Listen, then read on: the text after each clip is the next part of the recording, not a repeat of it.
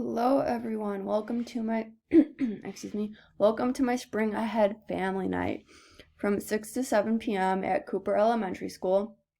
Call to reserve your spot at 847-767-7168. Bring your little ones, birth to 12 months old. Participate in activities to help them socially, physically, and mentally. Tummy time, follow the noise, and rhyming. There's a free developmental chart, birth to 12. There's refreshing, freshly squeezed fruit drinks and snacks. So that is my overall poster. And the schedule is 6 to 6:15 to welcome families, and they're going to choose a spot in the classroom where their family and their baby can stay. You will see that later on in my classroom design. And there's a schedule up on the board, and I'll greet and point to the board and allow the parents to start talking, get some drinks, some food, and also guide them to the developmental chart. I will also tell them that there's directions for each activity in their bin, and while we are doing the activities, usually as a whole group, they are free to pick and choose if they want to go ahead or stay with an activity. Then from 6:15 to 6:30, announce it is tummy time, the first activity. Allow families to go at their own rate and walk around. If parents or family members talk with me or ask me questions, fine, but it is going to be at their own initiative that they do that. And then at 6:30 to 6:45, announce that they can move on to the next activity. What's that noise?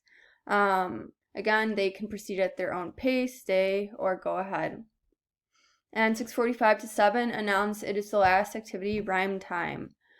I will walk around, make sure everyone understands the activity, and when there's 5 minutes left, I will let parents know, and parents and family, it's time to start cleaning up soon, and then I will position myself at the door to say my goodbyes. I will also make sure to announce that everything, all the materials can be left in the bin. Okay, so the first material or activity I have is tummy reach time. This is where the babies are going to be placed on their tummies, and there's going to be a blanket or some kind of scarf, and you're going to put it on the baby's back and say, feel the wind, and blow it, and then you're going to take the blanket and put it in front of their face and see if their eyes look. I also modified this task because since the ability of a baby from birth to 1 year old is so broad, the second way I modified it is put it in front, the blanket in front of them, and if they reach or grab or start to crawl towards it, let them. And if a few start to get in on their feet, put it out in front of them a few feet so they can practice their walking skills. The rationale behind this is to build their upper body strength, their muscular strength, also for the eye coordination to when you bring the blanket in front. In addition, the talking helps build language and communication skills. They are exposed to more sounds when you're talking to them, so they're beginning to understand language sounds. It's also culture appropriate because families have access to blankets, but if they don't, I also put asterisks at the top where they could do makeshift items, so a scarf, a sock, or some kind of blanket-like material. The next activity is what is that noise? So there will be 3 items, a bell, a rattle, and a shaker. And you will put it in front of the baby's eyes and shake it and see if they look. And if they do, then you have their attention and you can move the object and shake it again and see if the baby follows it. If they reach out, you allow them to explore with their hands, ask, what is it? Also, so why the rationale behind this is you're having the baby practice tracking items with their eyes, and it also strengthens their auditory awareness by listening for that sound. You might also, for the more mature and developed baby towards 1 year, hide the object and see if they notice it's hidden. It's developing object permanence, so realizing that even though the object is gone or it looks gone, it's still there. And this helps build baby's sense of trust. Also, linguistically, the baby is hearing and being engaged with language from parent or the family member asking questions. For cultural appropriateness, so even though the family may not have these exact items, they can, again, makeshift the items by maybe getting like an Easter egg from a dollar store, or maybe some kind of small container at their house and putting in sand, rocks, or other small items inside. And then they could do this activity. And the final one, it's raining, it's pouring. So basically, one of the family members is going to be, or more than one of the family members, is going to be singing "It's Raining, It's Pouring." While they do this towards the end of the song, they drop a handful or two of pom-poms over the baby and see if they like the sensation. If they do, then you can keep doing that. But if they don't, then you can just go along with the singing.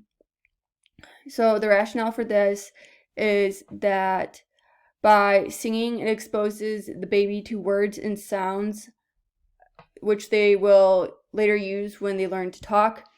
The falling objects, the pom-poms, also develops the baby's awareness of self so that they are separate from the parent, and they develop this when they are both able to perceive the falling object or pom-pom and the tactile sensation of it touching them. And for the more developed child, you could allow them to pick up the small pom-poms, and by utilizing that finger and index or hands to the small objects is helping develop the fine motor skills and hand-eye coordination. It is culturally appropriate because, like the other activity, there might not be pom-poms at the home, but you could use marshmallows, or they could even verify it by singing and then putting like some kind of food, like maybe cereal, Fruit Loops, and they could still pick up the Fruit Loops. That's how I would plan it. Okay, so my developmental chart. One of the supplemental materials I will include in my family night is a developmental chart from 2 months to 1 year. And basically this goes over the social, emotional, language and communication, cognitive, and movement and physical developmental milestones. So this is what the baby at this month on the left side should be able to do. It's not a be-all, end-all, but it is a rough guide. And parents can take that home with them. And then this is my classroom chart. So basically there's going to be cubbies up here at the top. This is going to be open so parents can put in their coats because it's going to be around springtime I'm holding this.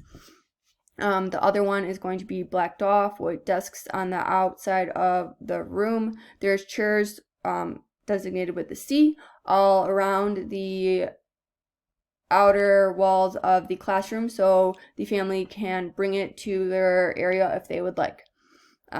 So these mats, or the F, which is the family area, each family will have their own space where they and the baby and the whole family can interact. The B stands for bins, and it has all the materials and directions for each activity. Up at the front, there are food and drinks, along with the developmental stages. Yep. Okay, and those are my references.